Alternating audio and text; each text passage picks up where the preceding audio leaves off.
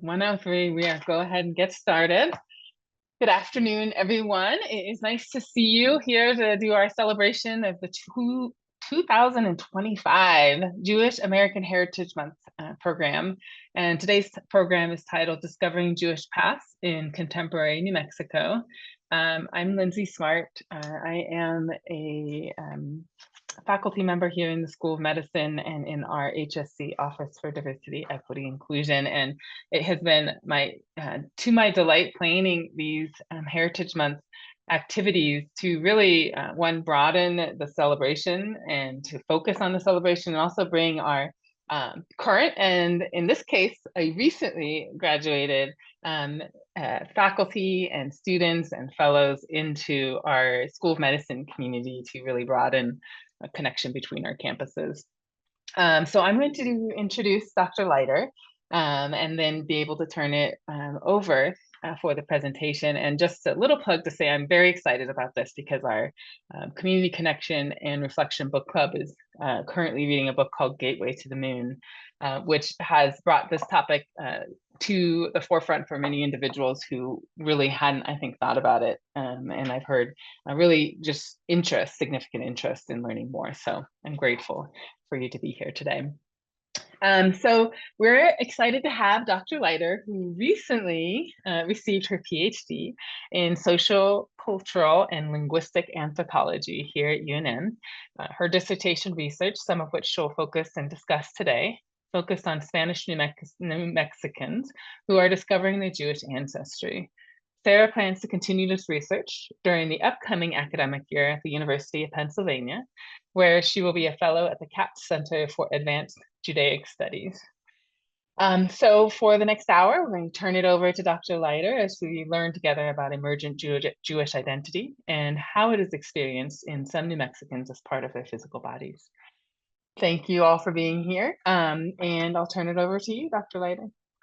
Thank you so much. Thank you all for being here, and thank you for inviting me. I do have a PowerPoint, so let's make sure that everyone can see it. 1 second. Okay.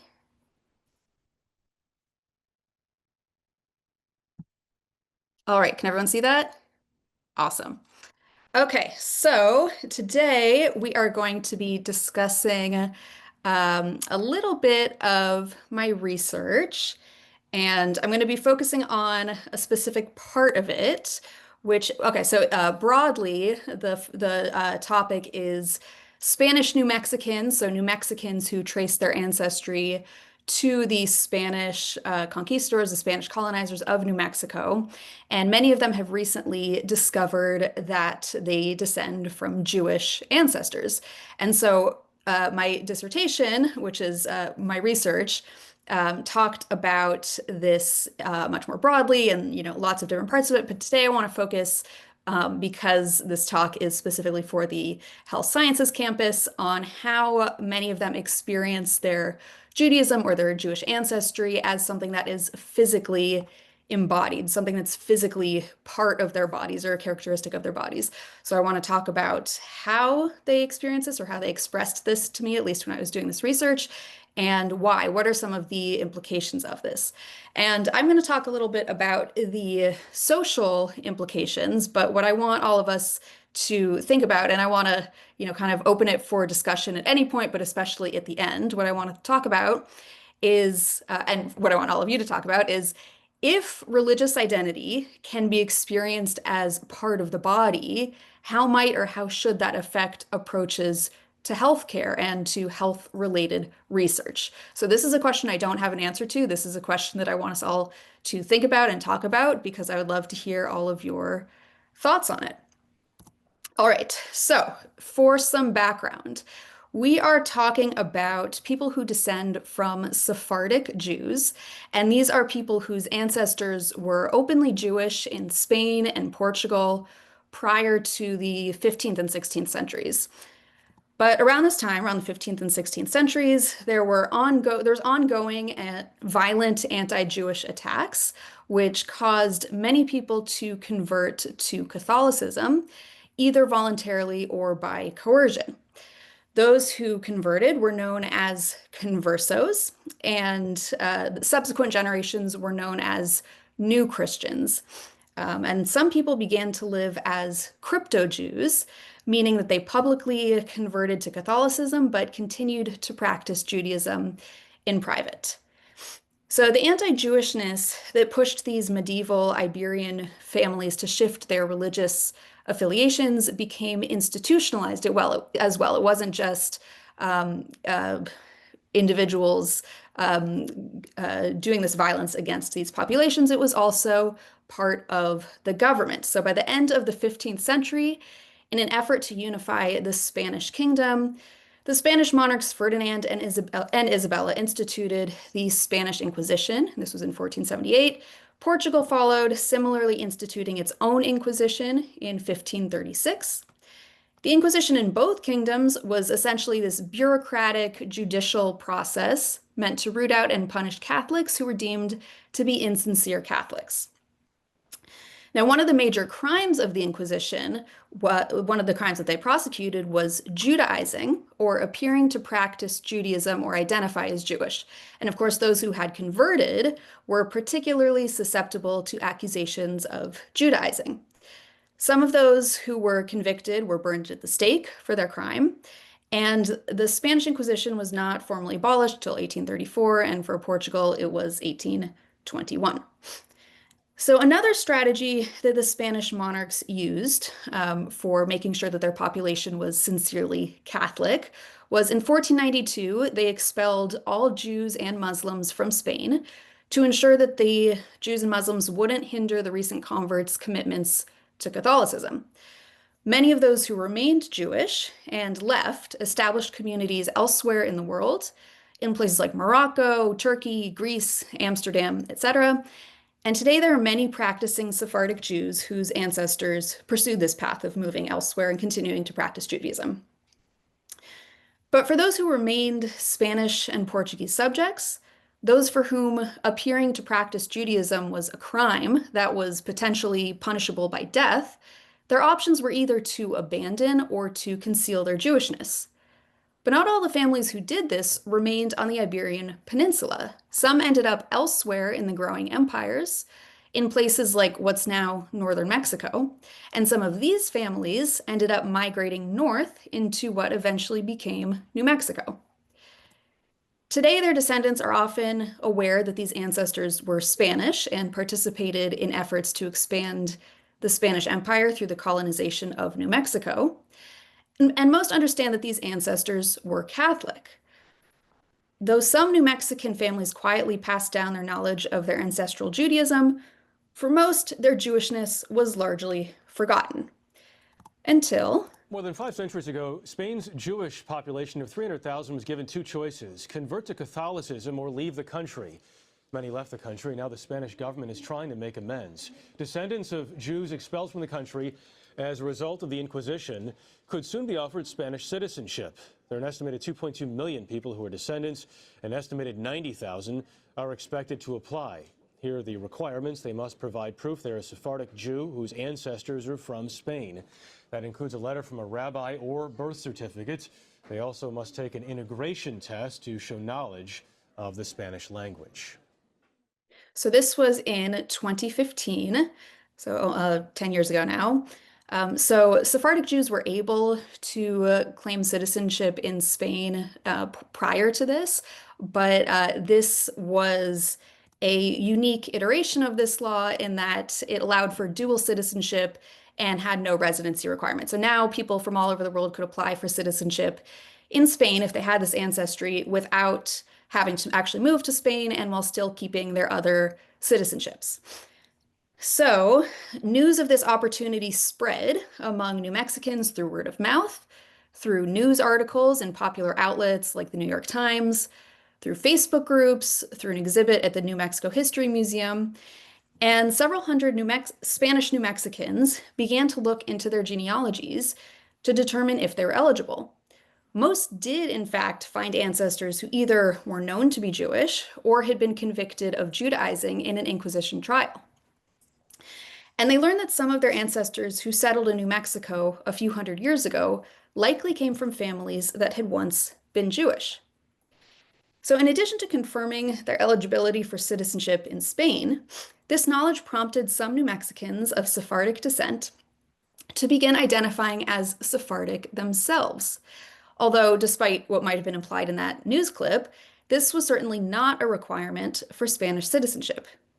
In general, those who began to call themselves Sephardic or Jewish after learning of their Iberian Jewish ancestors did so because they felt a connection with these ancestors, or because they wanted to reclaim that which historical oppression had erased, or because they felt like they carried their ancestors' legacies in ways that were both biological and spiritual. But in the social context of contemporary New Mexico, identifying as Sephardic, was not previously available or intelligible as a form of identification for much of the population. So identifying as Sephardic needed to become a possibility for New Mexicans.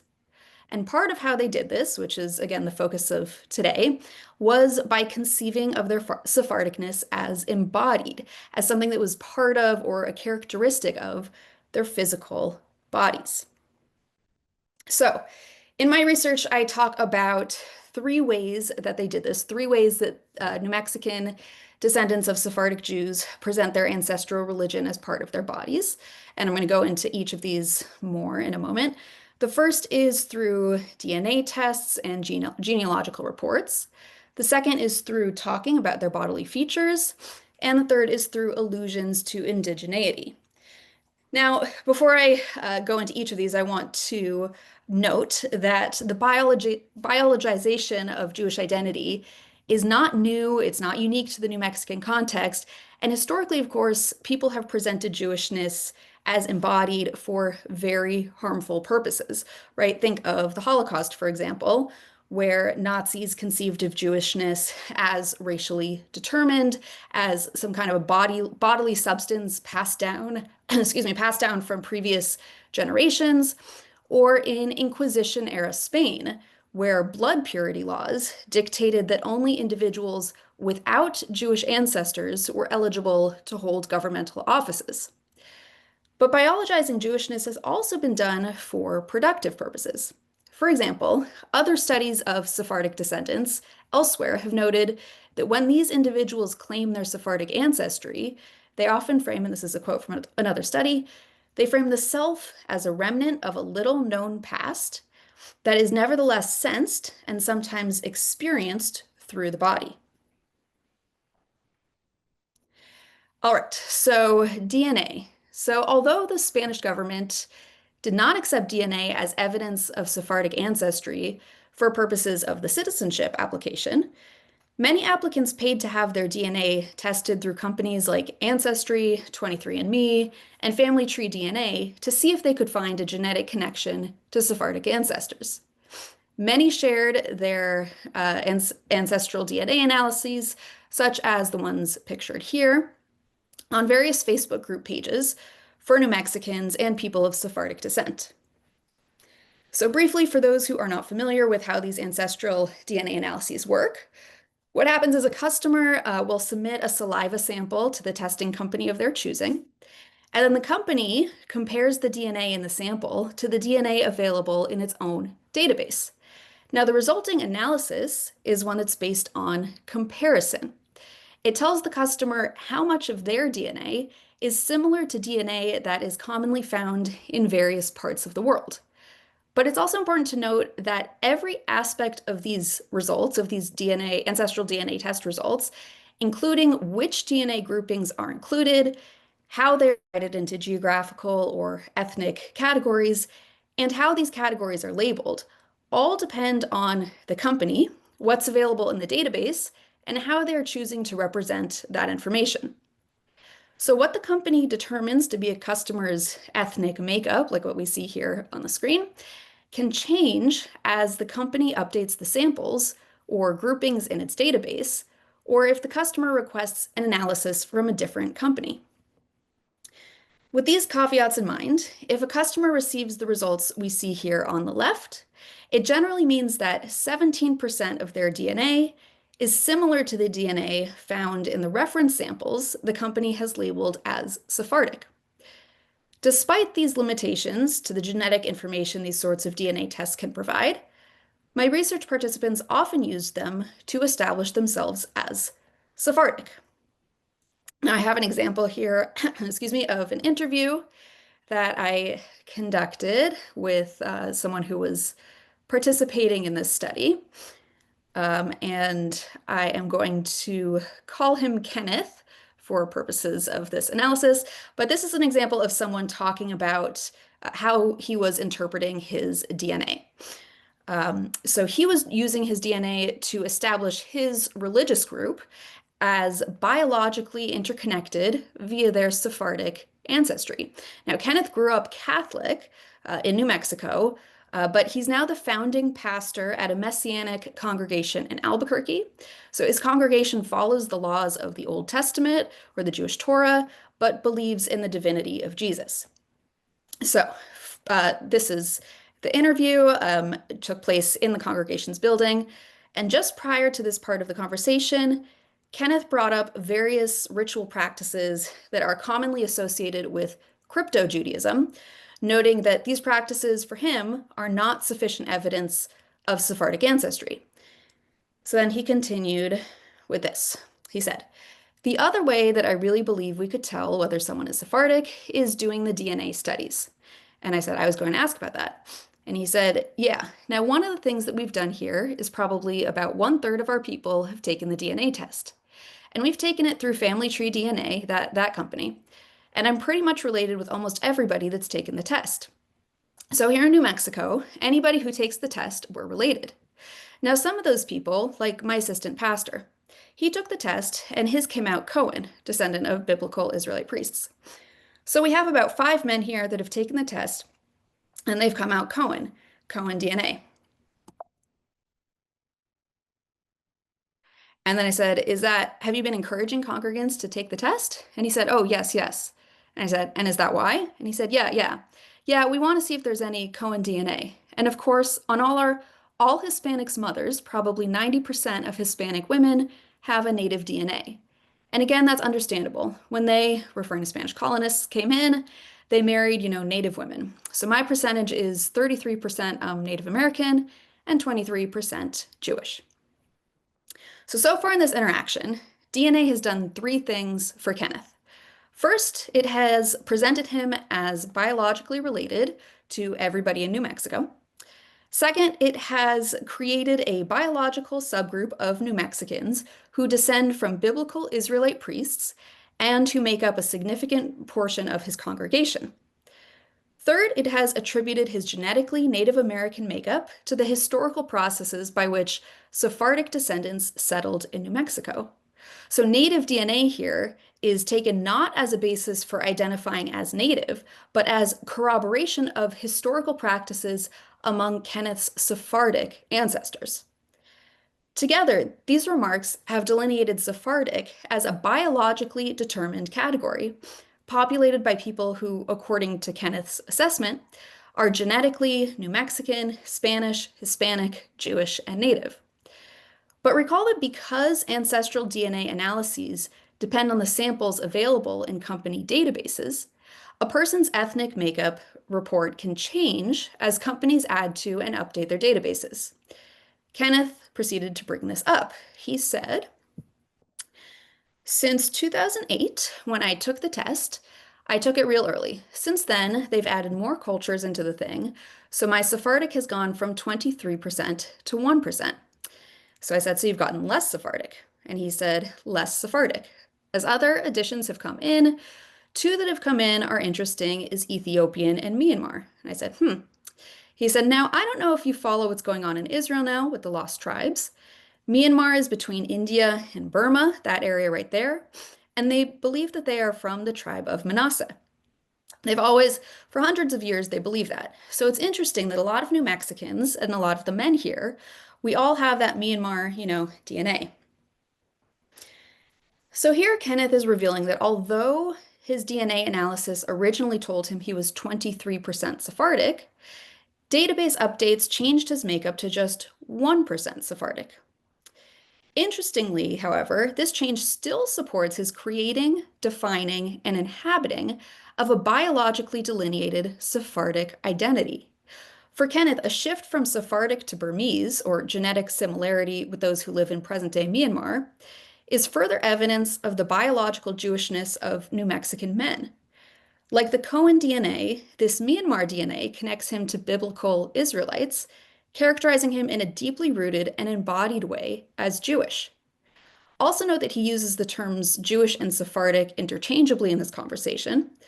So that which he presents as DNA evidence of his Jewish makeup can also be understood as supporting his Sephardic makeup. Now I'm going to briefly talk about another interview excerpt, and this was with someone who was skeptical that DNA testing had any practical purpose, but who still purchased a DNA kit for himself.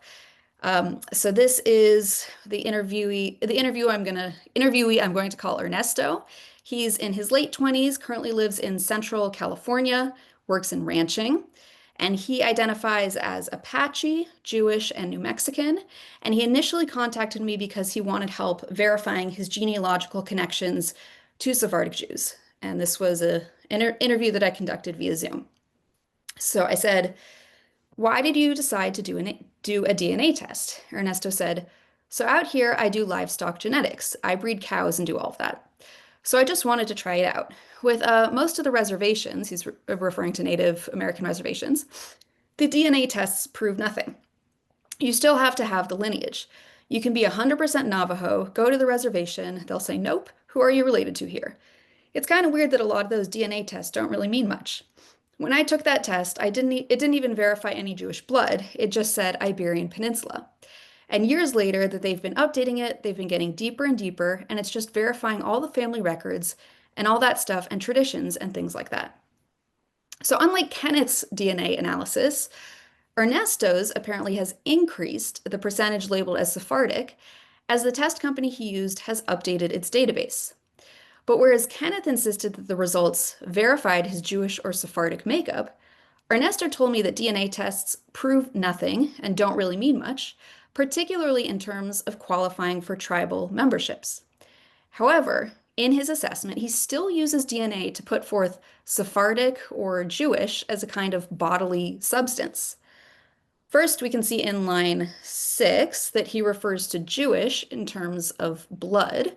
While blood can, of course, be a metaphor for ancestry, the use of the term here suggests that Jewishness is something corporeal. Then on the same line, he draws a parallel between Jewish and Iberian Peninsula, as he interprets Iberian Peninsula as standing in for Jewish in his DNA analysis. Here, it's not just Jewish that's constructed as a biologically inherited trait, but Iberian Jewish or Sephardic. Finally, in lines 7 and 8, he notes that as the testing company has updated its database, presumably presenting his results as more Sephardic, his DNA analysis has corroborated his Iberian Jewish family records and traditions. In other words, according to him, the database he used has become more accurate. So for Ernesto, while DNA tests don't really mean much, when they do not reflect genealogical data or oral traditions, they do help to verify familial descent when they align with understandings of a family's ancestry. In this way, his DNA test results helped him conceive of his Sephardic ancestry as part of his biological makeup. Now, briefly, I want to mention that in addition to DNA test results, Sephardic New Mexicans I spoke with often used genealogical reports to establish themselves as Sephardic. Sometimes they created these on their own using church and census records and relatives' family trees on Ancestry.com. And many hired professional genealogists to create these reports so that they could include them in their Spanish citizenship applications, because the Spanish government did accept genealogical reports as evidence of Sephardic ancestry. In addition to demonstrating genealogical connections to individuals who were documented Iberian Jews, these reports furthered the embodiment of Sephardicness in two ways. First, they often pointed to a history of endogamy, or cousins marrying cousins, and my research participants explained this as their predecessors wanting to ensure Jewish continuity. but it also meant that Sephardicness was understood to be biologically concentrated within a group of people. Second, and similarly, these reports established that most Sephardic New Mexicans share some of the same 16th, 17th, and 18th century ancestors. For Sephardic New Mexicans, the implication often was that they shared not just genealogical relations, but also biological commonalities with all other Sephardic New Mexicans. Now, another way that Sephardic New Mexicans presented this identity as part of their bodies was through talk about their bodily features. Although I never brought up physical appearance or bodily features in any way in my interviews, it was extremely common for the people I was interviewing to allude to these as evidence of their family's Sephardicness. These references included general assessments or specific elements of their perceived physical appearances, including skin tone, facial features, and hair and eye color. It also included invisible parts of their bodies, such as the presence of certain diseases they framed as particular to the Sephardic population. So here are some examples of how my interviewees talked about their and their family members' physical appearances.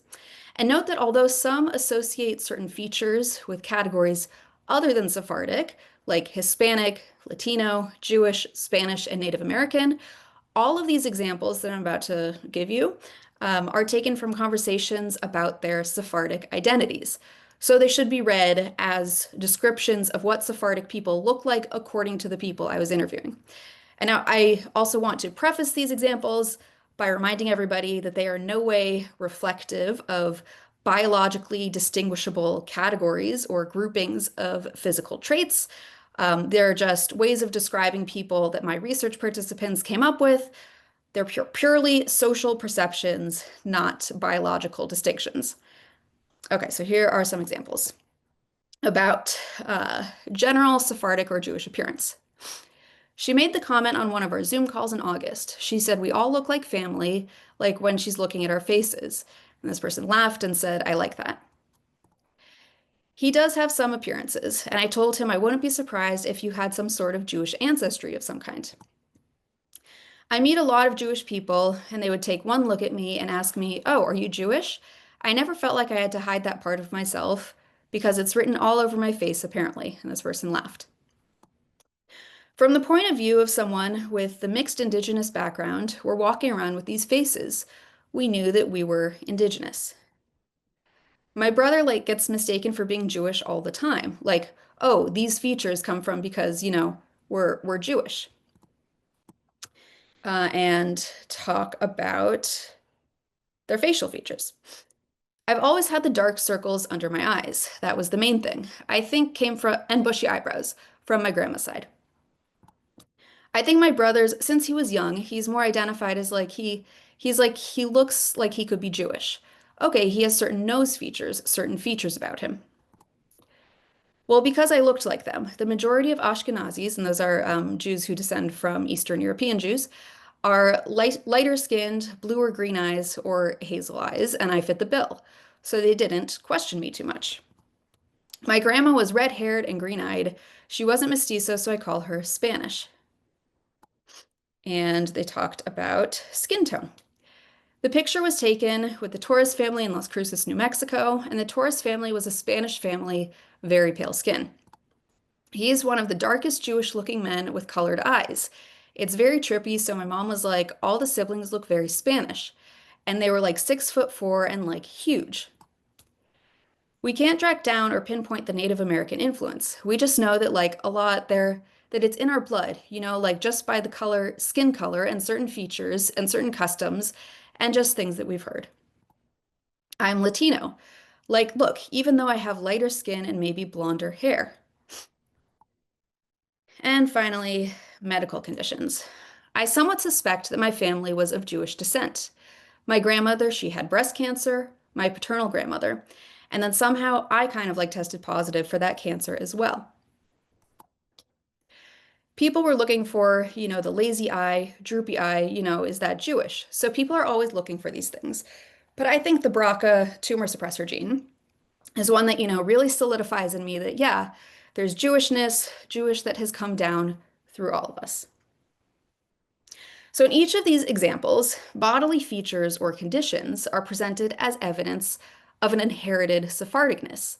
Sephardicness, as conceived in several of these examples, as a genetic mixture of Jewish, Spanish, and indigenous New Mexican, thus becomes something that is visible or physically identifiable on or in Sephardic bodies. Regardless of the consistency or inconsistency in participants' ideas of what Sephardic bodies look like, that they were attributing physical traits to Sephardicness made it a category to which people could be assigned based on ideas about their biological makeup. Now, a final way in which New Mexicans connected their Sephardic identities to their bodies was through allusions to indigeneity. Although most of my research participants were hesitant to frame Sephardicness itself as a form of indigeneity, many of those who identified as Sephardic indicated that they had indigenous ancestry or that their Sephardic forefathers were married to indigenous New Mexican foremothers. Some also presented Sephardic Jews as sharing commonalities with indigenous peoples in various ways. Through these references, they painted their Sephardicness as deeply rooted, an image that counteracted the relative newness of their discovery of it. One example of this comes from a speech given by United States Congresswoman Teresa Leiter Fernandez, who represents northern New Mexico. This speech I'm about to play a small clip from was given in New York City on October 11th, 2021, at a rally outside the Spanish consulate after the Spanish government slowed its processing of citizenship applications from Sephardic descendants. I wasn't at this rally, so the video is not mine, but I was in New York the following week where I interviewed the individual who recorded this video. Like many in northern New Mexico, my ancestors, mis antepasados, they include the Spanish, the indigenous, the Apache, the Pueblo, and yes, the displaced Sephardim. So before we go on, I want to recognize that call out to the indigenous, because today in New Mexico we celebrate the Indigenous Peoples Day. So let's call it out for the indigenous people, and we are standing on the ancestral lands of the Lenape. So we thank you, those who are here who have been displaced. Because what we are talking about with the Sephardim is a history of displacement, isn't it? Like many of my Sephardic research participants, Representative Leiter Fernandez frames her ancestral makeup in this speech as diverse, as traceable to Spanish, indigenous, and Sephardic predecessors. She then establishes a parallel between Sephardic and indigenous populations, conjuring up Indigenous Peoples Day at a Sephardic gathering, and proclaiming that both groups have suffered histories of displacement. By expressing the idea that Sephardic people are comparable to indigenous peoples, those who have been present in the Americas for longer than any other population, the Congresswoman's speech counteracts the potential perceptions of New Mexicans' Sephardic identities as new. Like indigenous peoples who were displaced from their historical lands but have nevertheless continuously retained their indigenous identities, Sephardic New Mexicans too are put forth as having always been Sephardic, even if the Inquisition drove them to leave Spain and renounce their Judaism. Like indigeneity, Sephardicness thus becomes both deeply rooted and enduring. In this way, despite historical circumstances that detached many New Mexicans from this form of identification, Sephardicness becomes available as a way for people to categorize themselves and others based on ideas about common ancestral origins and what has endured in their bodies. Like many in... Okay, and what I have focused on is the social implications of presenting Sephardic identity as embodied. And after I go over some of what I have analyzed as the social implications, we'll get to that discussion about the implications in health fields. So the first implication is that conceiving of Sephardicness as something that's part of a person's body can help a person counter anti-Hispanic racism that has become especially visible in the United States within the last decade, and especially much more recently in today's political climate. So by citing their indigenous DNA or by drawing parallels to Native Americans, Sephardic New Mexicans often position themselves as deeply rooted in the United States, an image that counterposes racist framings of Hispanic Americans as invaders of the country. Additionally, for New Mexicans, Sephardic often is construed as incorporating multiple Hispanic New Mexican identities, including Mexican. Although this may be seen as problematic by those who may not view Sephardic New Mexicans as rightful claimants to certain parts of this form of identification, it's a process that relies on a blending of various groups rather than an exclusion of some. Here they're painted as the manifestation of a sort of ideologically American melting pot, another image that contrasts the one of Hispanics as non-Americans. A second implication is that embodying Sephardicness can facilitate a sense of belonging, particularly in the context of New Mexico's Jewish communities. For several of the people who participated in my research, learning about the effects of the Inquisition on their ancestors, and that these ancestors often could not share their religion with subsequent generations, left them with a feeling of loss or disconnection.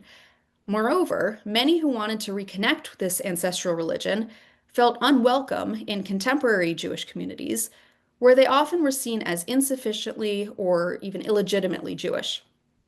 In the words of one Sephardic New Mexican, who I'm going to call Rose, learning about her Sephardic ancestors and then feeling rejected by local Jewish communities was just another trauma on top of trauma, kind of, in the way being told, having a feeling of belonging, but not belonging. In this context, embodying Jewishness could facilitate this hoped-for sense of communal belonging. In casting their features as biologically Jewish, Jewishness becomes something that's that's something within them, rather than something that can be put on or taken off like a t-shirt. And in citing DNA that has been scientifically determined to be Jewish or Sephardic, their ancestry is presented as an objective fact. While supporting their ties to Sephardic ancestry in these ways may or may not affect Jewish community members' behavior, for Sephardic New Mexicans, embodying and scientifically substantiating their Sephardicness can validate their claims to this identity, allowing them to reclaim the sense of Jewish belonging that they often feel was stripped from their predecessors. Similarly, a third implication relates to religious conversion. Many Sephardic New Mexicans who wish to embrace their Jewish ancestry through religious observance often prefer to undergo a rite of Jewish return rather than of Jewish conversion. Theologically, the difference between the two processes is that those who convert generally are not recognized as having Jewish ancestry, whereas those who return are seen as having descended from Jews. The ritual process of return recognizes that the returnee was always Jewish, but had to step away from the religion due to historical circumstances, like the Inquisition, whereas Jewish conversion assumes no historical connection to Judaism. Both processes result in a ritual acknowledgement of Jewish parentage, but for converts, this parentage is explicitly spiritual rather than genealogical.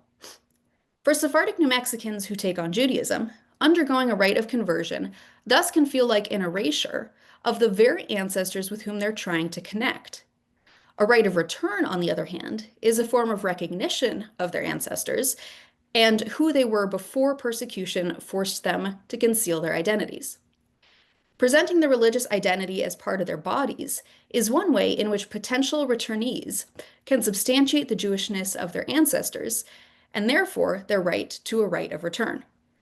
If their Jewishness is biologically inherited, visible in their physical bodies, and metaphorically understood to have been displaced like Native Americans, then it warrants a form of religious recognition that ritually affirms one's ancestral ties to the religion. Finally, presenting Sephardicness as embodied may be a way to help make sense of changing understandings both of who their ancestors were and of who they are. For many, discovering their Sephardic ancestry meant learning that their ethnicity and religion were different from what they had always known them to be.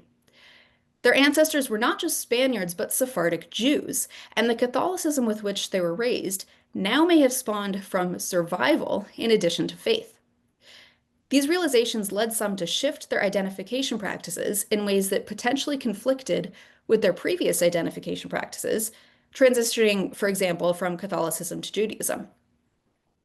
Making their Sephardic identities part of their physical makeup may help lend coherence to what might otherwise appear to be autobiographical inconsistencies. In other words, it can establish their new identification practices as an embracing of, rather than as deviations from, who they always were. This was illustrated, for example, in this autobiographical statement from a woman I'm calling Laura, who is a Catholic who is beginning to participate in Jewish communal events and rituals. Catholicism remained an important part of her life, as she told me that she was exploring Judaism only with her priest's permission. In discussing her participation in Jewish practices, she told me, "My mother's father was not on good terms with the church at all. Not because he was a bad person, but because he didn't believe. And so I don't know if it's like if there's genetic memory. I don't know if that's where my weak faith comes from. I wish I was like my husband and just had it, but it's just not." For Laura, genetics provide an example or provide an explanation for what she calls her weak faith, or her willingness to explore a religion other than her own. If her Sephardicness is biological, then she can conceive of herself as having a genetic predisposition toward a superficial association with Catholicism. Thus, her shift towards an ancestral religion, despite her lifelong commitment to Catholicism, becomes coherent. So these were some implications from a social science perspective. And now I want to open this up for discussion and get your perspectives as people who work in health sciences field. And even if you don't, I want your perspectives as well. So if religious identity can be experienced as a physical component of a person's body, regardless of the extent to which it's actually biologically present, how should, if it should at all, affect healthcare and health-focused studies? So I'm going to end the PowerPoint if everyone got this question. And I would love to hear everybody's thoughts.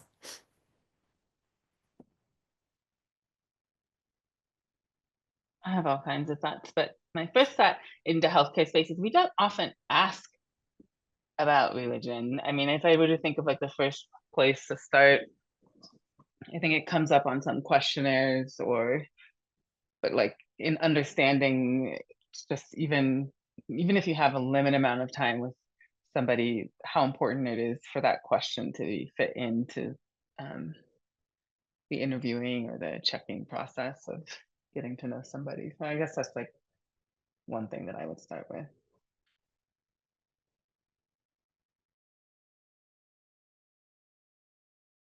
Yeah, and I guess the question is, should it be part of healthcare beyond that initial intake form? And because it is on that initial intake form for a lot of medical providers. And so I guess, a related question, if we're still thinking about through all of this, is why is it there? And, beyond just understanding how people might prefer their medical, their healthcare to happen, beyond the surface level practices that healthcare providers might choose to include or not. Is it relevant in terms of providing healthcare beyond, just those surface level considerations? The answer might be no. I don't know, but I mean, I think the answer is yes, but I'll make sure that other people have a chance to chime in. I still don't think it's on forums. I don't think people ask it. I think that there's like this a sense that things are known because they're on a form. It's like it's left blank, or there's not like an actual provider really engaging with like how important this might be, which then might get documented in a different way so the next provider could actually pick up on it. So I guess that's like even just thinking of understanding. I think there's like a kind of majority, like this assumption that it's not important, maybe. So that's my thoughts. I do think I'm a psychologist, so I guess my thinking of this is from maybe a slightly different lens of healthcare, but I think the idea of somebody knowing who they are, in the case of some of your interviewees, finding out that who they thought they were is maybe different, that could be challenging, especially depending on what age you figure that out. I think could lead to some interesting psychiatric presentations. So I think it's important to know, but I'll stop talking.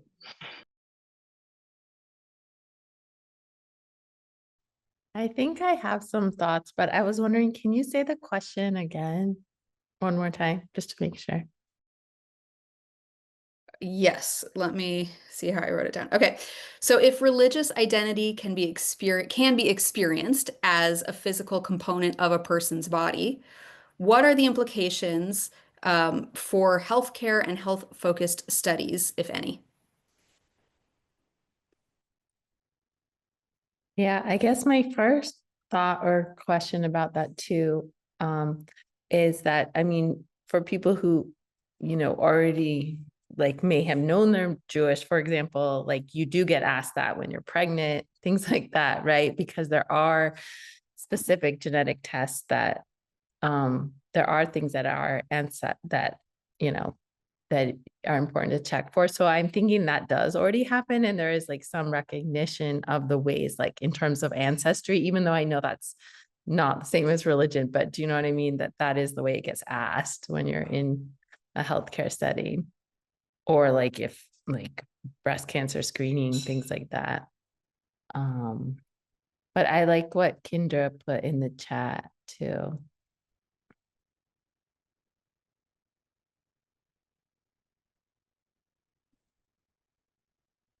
So Kendra, Right. yeah, so exactly. So in terms of, testing whether there might be inherited conditions that might need to be addressed in a medical setting. And Kendra wrote, this question makes me think about generational or historical trauma and how epistemically there have been conclusions about how one's ancestors' trauma can correlate to present health conditions. I would believe that all religious ostracization and destruction from past lineages could impact one's current health. Yeah.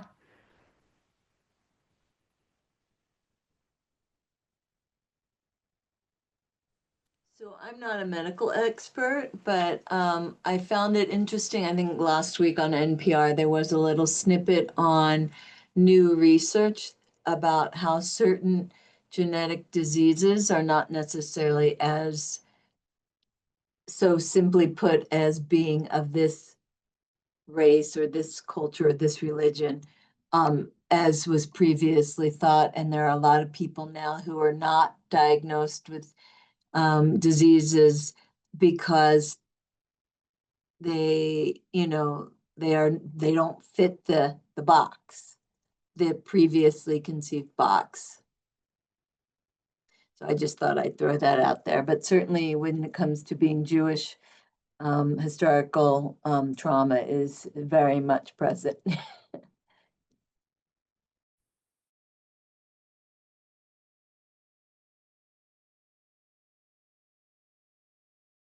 Yeah, I was just thinking, so I was thinking what you'd mentioned, Jessica, too. I was like, it's very possible that they asked me. I just don't remember it because that was a while ago. But like, is there, just thinking even of this idea that with the indigeneity and the Hispanic and Spanish, like even would someone who had certain physical features maybe not get asked, or maybe there's less inclination, like if I didn't know that maybe there's somebody in my family that's Jewish, and that would maybe impact some genetic marker or some condition for screening, like the providers, the assumptions that people have when you kind of walk into the room, what their screening hat says versus, they're looking at your name, right? Because they don't see you the first time they're reading the chart or seeing who's coming in.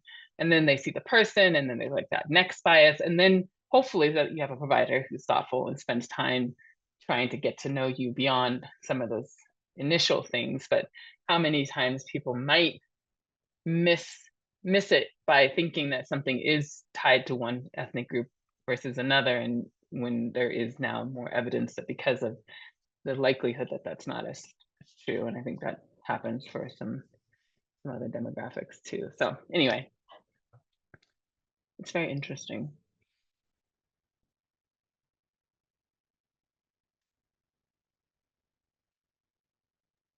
I'll just comment that I really appreciate the presentation. The research is significant. I appreciate Kendra's comment. I think that's profound.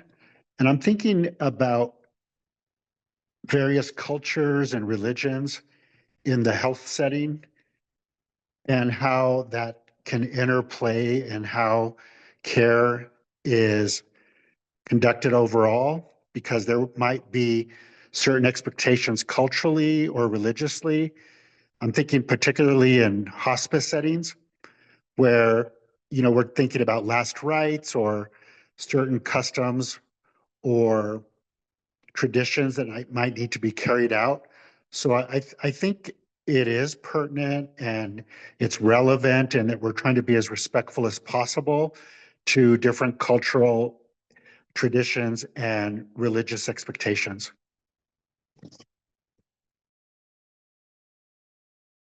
Definitely.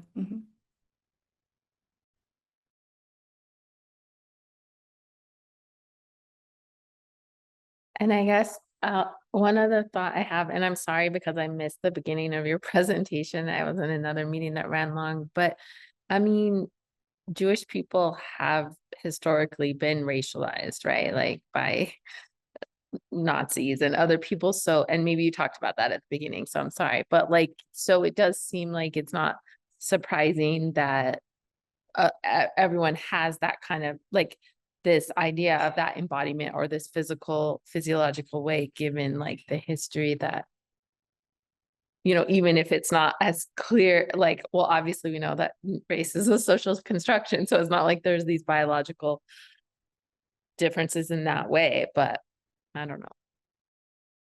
Right. And it would be interesting. I mean, obviously my research is on this specific population, but it would be interesting to see if this sort of, feeling like your ancestry is part of your body exists in other populations as well. Because of course, circulating in this public discourse is the idea that Jews should be racialized. And yeah, I did mention briefly, things like the Holocaust, things like blood purity laws in Inquisition era Spain, where it has been common throughout history for people in power to racialize Jews for very harmful purposes. And so, I'm sure obviously that has existed with other populations as well, but in terms of people ascribing these physical characteristics to themselves, it would be interesting to see how that plays out in other populations too.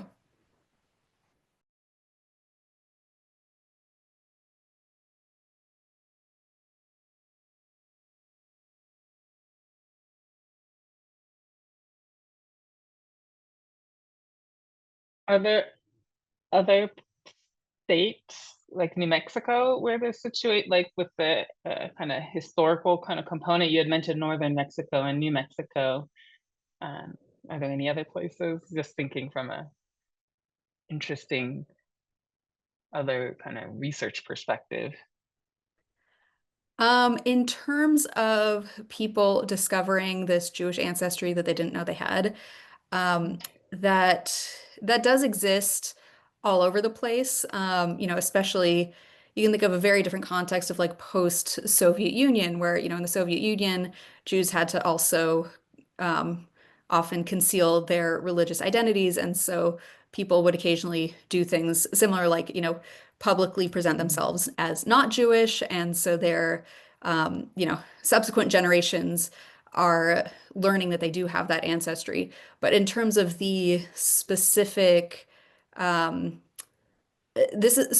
what my research was on was this very specific to New Mexico context where there's this large population of people who trace their ancestry to these Spanish colonizers who may have had Jewish ancestry themselves that is being discovered through genealogical research.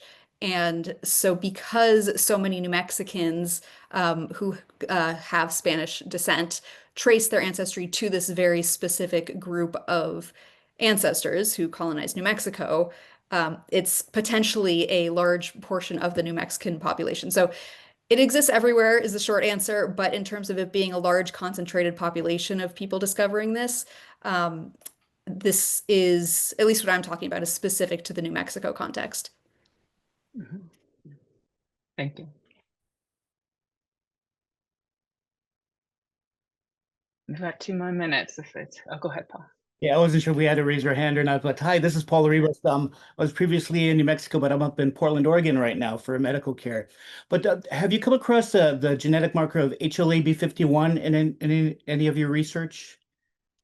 I have not. So I am very much not a geneticist. I am just reporting on what my research participants have told me about their genetic tests. Okay.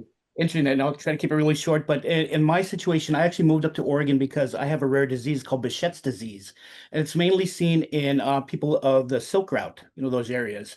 And I don't have any of those features. My family's not, Moroccan, any of these things. But there's a doctor at UNM, Wilmer Sibbitt. I'm not sure if he's still there at on the west side. He did a little bit of research. He says, yeah, you have Behçet's disease. I just look at you and your markers. But I did some research because now I'm one of these that's been going back and forth, to Mayo Clinic and all these places. What do you have? Is it this? Is it that? And I'm becoming disabled. But I came across this book. I'm not sure if you came across this one as well, New Mexico History. But as I'm reading it, there's my family members, Frank Laribas, Nabor Laribas, and they're talking. And I've never met these people. They've already passed away. They're on my father's side. But they speak to a lot of the things that my family did as well, growing up, and the rituals and all of these things. I grew up Catholic and those things. But I did a little bit more research and I found an actual article that was written. And there is a small cohort of individuals in Sevilla, Spain, that have the HLA-B51 marker. And I heard through my family that we are from Sevilla, Spain as well too, and we were exiled in the Inquisition, ended up northern New Mexico, etc. So for my situation with a rare disease, it took a while to actually put the pieces of the puzzle together. And here I am, 15, 20 years later, finally realized, yes, I do have this disease, but number two, I am descended, Sephardic Jew as well. So it's really, opening up many, many different things for me as well. So thank you for this presentation. I really appreciate it. And just to plug, I'll be in New Mexico next week. We have the Curanderismo course with Dr. Torres. So if you know about the traditional medicine course, make sure you come by and check it out. It's an awesome situation. Yeah, thank you for sharing that. That's really interesting, and also something that I have heard many times among people who participated in the research. So yeah, you're not alone. And there's one last note in there, the connection with Myanmar. Is there a well-known genetic link? Not to my knowledge. I didn't really pursue that line of research after that interview. We started talking about it. That was just something that he brought up. It would be interesting to look into because no, I'm not really aware of that beyond him telling me about that. That's great. Fantastic. Thank you, Dr. Leiter. It was really informative. I think this is an opportunity for a lot of us, if not all of us, to really expand our understanding of this. And I think really appreciated the connection with looking about this from the healthcare body element, because I do think it's a missing piece of a lot of health spaces. But that will wrap up since it's 2:02. But thank you all for being here and celebrating with us and being able to. Oh no, I don't think Sarah did share that. Nahalat Shalom. They have a festival. It might have been last weekend. Yeah, they have an annual Sephardic festival. So if anybody's interested for next year, you should check it out. Yeah, well, Kendra's been working with us to put up our calendar of events, and we've been expanding to include not just kind of the typical ones that we have in the Heritage Month, but also the ones that are more religiously and spiritually based. So we'll keep in a little note, Kendra, for us to look at that one. That's great. Well, thank you all. It's good to see you. Reach out anytime you need anything. Thank you, everybody. Thank you, Sarah. Thank you.